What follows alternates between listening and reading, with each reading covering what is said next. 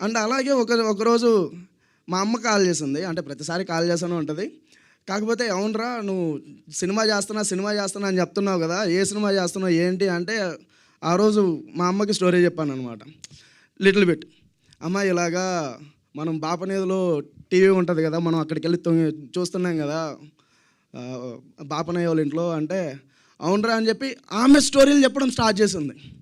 So ఇది ఎందుకు చెప్తున్నాను అంటే, ఈచ్ అండ్ ఎవ్రీ వన్కి ఈ స్టోరీ అంత కనెక్ట్ అయిపోద్ది. అండ్ 90s పుట్టిన వాళ్ళకి, నాలాంటి వాళ్ళకి. సో చిన్నప్పటి మెమొరీస్ అంటే నేనైతే నేను ఇంటి నుంచి స్కూల్కి వెళ్ళేటప్పుడు మధ్యలో బాపనయ్య వాళ్ళ ఆ స్వామీజీ వల్ల ఇల్లు వస్తుంది అనమాట. టీవీ సౌండ్ వినిపించిందంటే పరిగెత్తుకుంటే వెళ్ళి తొంగి చూసేవాడిని.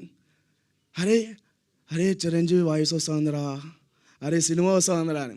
లైక్ ఈచ్ అండ్ ఎవ్రీ వన్కి ఆ స్టోరీ ఉంటుంది ఖచ్చితంగా. సో ఈ సినిమాని చూసినారు అంటే మీరు నిజంగా ఒక 3-4 అవర్స్ మీ పాస్ట్లోకి వెళ్ళిపోతారు.